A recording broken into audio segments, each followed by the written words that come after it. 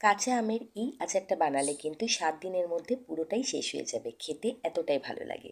নমস্কার বন্ধুরা, আমি সঞ্চারী, আর আজকে আমার চ্যানেলে আমি আপনাদের সাথে শেয়ার করছি কাঁচা আমের ঝুরি আচারের রেসিপি। খেতে লাগে দুর্দান্ত, বানানো কিন্তু ভীষণ সহজ। আম কাটার আগেই প্রথমে একটা পাত্রে আমি নিয়ে নিচ্ছি বেশ কিছুটা জল, আর সেই জলের মধ্যে দিয়ে দিচ্ছি বেশ কিছুটা পরিমাণে নুন, আর দিয়ে দিচ্ছি অল্প একটু পরিমাণে হলুদ। নুন আর হলুদ দিয়ে জলটা আগে রেডি করে নেব, তারপরে আমটা কাটবো। আর আম কাটার সাথে সাথে কিন্তু এই নুন হলুদ জলে আমগুলোকে ডুবিয়ে রাখবো, তাতে করে আমের রঙটা খুব ভালো থাকবে এবং আচারটা তৈরি হওয়ার পরে কিন্তু আচারের রঙটাও খুব ভালো আসবে। আমি এখানে গোটা 3-4 একেবারে কাঁচা আম নিয়ে নিয়েছি। আমগুলোর খোসা আগে ভালো করে পরিষ্কার করে নিয়ে তারপর আমগুলোকে ঝিরিঝিরি করে কেটে নেব। আমের আচার খেতে ভালোবাসে না এমন মানুষ কিন্তু খুঁজে পাওয়া ভার। আর কাঁচা আমের সিজনে এই আচার একবার বাড়িতে বানিয়ে রাখলে কিন্তু নিশ্চিন্তে অনেক দিন রাখতে পারবেন। অনেক দিন পর্যন্ত স্টোর করে রাখা যায়, কিন্তু খেতে এতটাই ভালো হয় না যে আচার কিন্তু সত্যি কথা বলতে বাড়িতে বেশি দিন জমিয়ে রেখে দেওয়া যায় না। আচারটা আপনার থাকবে অনেক দিন, কিন্তু আচারটা খেতে এতটাই ভালো হবে যে বাড়ির বাচ্চা থেকে বড় সবাই কিন্তু চেটেপুটে কয়েকদিনের মধ্যেই আচারটা খেয়ে ফেলবে। এবার আমগুলোকে দেখুন আমি কিভাবে কেটে নিচ্ছি। আপনারা চাইলে বটি দিয়েও ঝিরিঝিরি করে কাটতে পারেন। আমি একটা চাকু দিয়ে আমের গায়ে এরকম লম্বা লম্বা করে আগে ফালি ফালি করে কেটে নিচ্ছি। তারপর একদিক থেকে এই ফালিগুলোকে কিন্তু ভালো মতো কেটে নিলেই ঝিরঝিরে আম কিন্তু কেটে হাতে চলে আসবে। এইভাবে ঝিরঝিরে আম কেটে আমগুলোকে আগে আমি এই নুন হলুদ দিয়ে তৈরি করে রাখা জলটার মধ্যে দিয়ে দিচ্ছি।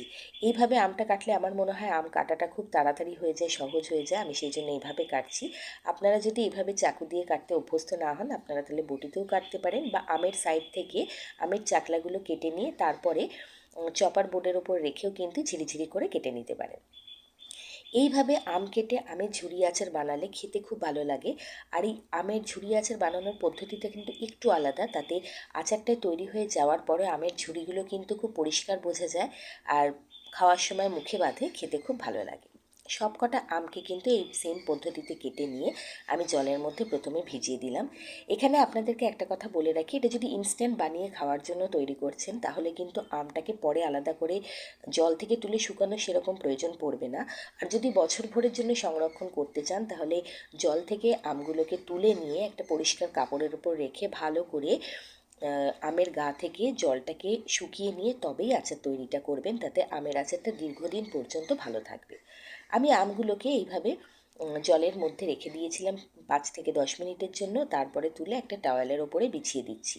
বিছিয়ে দিয়ে ভালো করে চেপে চেপে আমটাকে মুছে নেব, যাতে আমের গায়ে জল না লেগে থাকে। এইভাবে করলে আমের আচার দীর্ঘদিন পর্যন্ত কিন্তু সংরক্ষণ করে খেতে পারবেন, একটুও ফাঙ্গাস পড়বে না এবং একদম ফ্রেশ থাকবে। 1 বছর কেন, বছর 2 পর্যন্ত রেখে এটাকে এইভাবে খেতে পারবেন। এবারে যতক্ষণ পর্যন্ত আমটাকে আমি বিছিয়ে দিয়ে এসেছি টাওয়েলের ওপরে, যতক্ষণ ওপর দিক থেকে আমটা ভালো মতো শুকিয়ে যাচ্ছে, আমি একটা মশলা বানিয়ে নিয়েছি। মশলা বানানোর জন্য একটা প্যানের মধ্যে নিয়ে নিয়েছি বেশ কয়েকটা শুকনো লঙ্কা, ধনে, জিরে, মৌরি, আর তার সাথে নিয়ে নিয়েছি কয়েকটা তেজপাতা। আমি এখানে কিন্তু অনেকটা পরিমাণেই মশলার গুঁড়োটা বানাচ্ছি, কারণ আমের সিজনে প্রায়শই আমি আমের আচার বানাই, আমার অনেক মশলার প্রয়োজন পড়ে। কিন্তু যে পরিমাণে আপনি বানাবেন তাতে সেই অনুযায়ী আপনি এই জিনিসগুলোকে অ্যাডজাস্ট করে নেবেন। আমি একটু বেশি পরিমাণে বানাচ্ছি, এর থেকে হয়তো ব্যবহার করব আমি 2 থেকে 3 চামচ, কিন্তু আমি অনেকটা করে বানিয়ে রাখছি। এদিকে আমগুলো কিন্তু বেশ মোটামুটি আমি ফ্যানের হাওয়ায় রেখে দিয়েছিলাম, শুকিয়ে গেছে। টাওয়েলটা দিয়ে চেপে চেপে গায়ে যে হালকা হালকা জল লেগে আছে সেগুলোকে আমি ভালো করে মুছে দিচ্ছি, যাতে এর গায়ে একটু জল না লেগে থাকে। এবার দেখুন আমগুলো কিন্তু বেশ ভালো মতো শুকিয়ে গেছে আমের গাগুলো। এইবার যেটা করতে হবে সেটা হচ্ছে এই আমগুলোকে একটা বড় পাত্রের মধ্যে নিয়ে চিনির মধ্যে এটাকে কিন্তু ভিজিয়ে রাখতে হবে। এখানে আমি বেশ 7-6টা মতো আম এখানে ব্যবহার করেছি, 5টা থেকে 6টা মাঝারি মাপের। এবার তার জন্য আমি একটা মাঝারি মাপের বাটির 1 বাটি পরিমাণ চিনি নিচ্ছি। চিনি দিয়ে আমের মধ্যে চিনিটাকে পুরোটা ঢেলে দেব। ঢেলে দিয়ে ভালো করে আমের সাথে চিনিটাকে মিক্স করে দেবো, আর সামান্য একটু ভিনিগার এর মধ্যে অ্যাড করব। করে ঢাকা চাপা দিয়ে 8 ঘন্টার জন্য আমটাকে এইভাবেই রেখে দেবো, তাতে করে চিনিটা পুরোপুরি গলে যাবে এবং আমটা পুরো চিনির রসের মধ্যে প্রায় 8 ঘন্টা মতো কিন্তু ডুবে থাকবে। এটা করার কারণ এটাই যে আমের যেহেতু আমরা ঝুরি আচার বানাচ্ছি, এত পাতলা পাতলা করে আমগুলোকে কাটা হয়েছে, আমগুলোকে যেই মুহূর্তে কড়াইতে দেবেন না, তাতে কি হবে, আমগুলো কিন্তু একদম গলে যাবে, তখন খাওয়ার সময় আমের আর অস্তিত্ব পাওয়া যাবে না।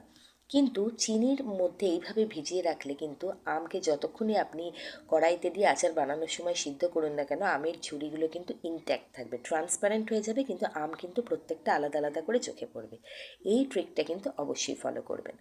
একটু ভিনিগারও আমি এর মধ্যে অ্যাড করে দিয়েছি। প্রায় 30 থেকে 40 মিনিট আমি এইভাবেই বাটিটাকে ঢাকা চাপা দিয়ে রেখে দিয়েছিলাম।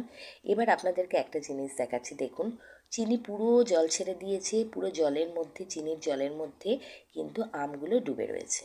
ঠিক এই পদ্ধতিতে করবেন, আপনাদের আমের ঝুড়ি আচারও কিন্তু পারফেক্ট তৈরি হবে, ঝুড়িগুলো প্রত্যেকটা বোঝা যাবে, আর অনেক দিন পর্যন্ত কিন্তু আমের আচারটা ভালো থাকবে। অবশ্যই চিনিতে ডুবানোর সময় চিনি দিয়ে এটাকে মেখে রাখার সময় ভিনিগার একটু অ্যাড করবেন। এবার একটা কড়াই গরম করে তার মধ্যে আমি এই চিনির জল মিশ্রিত আমটাকে ঢেলে দিলাম। ঢেলে দিয়ে একটু নাড়াচাড়া করে সেট করে দিয়ে এটাকে ঢাকনা চাপা দিয়ে প্রথমে 3 থেকে 4 মিনিটের জন্য মিডিয়াম টু হাই ফ্লেমে ফুটতে দেব। 3 থেকে 4 মিনিট মতো হয়ে গেছে। এবার বেশ ভালো মতো ফোটা শুরু করেছে। এবার এর মধ্যে সামান্য একটুখানি নুন দিয়ে দিলাম স্বাদটাকে ব্যালেন্স করার জন্য। সামান্য একটু পরিমাণে দিয়ে দিচ্ছি কাশ্মীরি লাল লঙ্কার গুঁড়ো, খুব কমই দিচ্ছি কারণ চিনির জন্য আমের আচারে খুব সুন্দর একটা রঙ আসবে, তাই একটু কমই দিলাম লঙ্কার গুঁড়োটা। আর সামান্য একটু পরিমাণে হলুদ দিয়ে দিলাম। দিয়ে সবকটাই জিনিসকে বেশ ভালোভাবে নাড়াচাড়া করে আবার ঢাকনা চাপা দিয়ে 4-5 মিনিটের জন্য রেখে দেবো মিডিয়াম টু হাই ফ্লেমে। টোটাল 7 থেকে 8 মিনিট মিডিয়াম টু হাই ফ্লেমে কিন্তু আমগুলোকে আগে সিদ্ধ করে নেব।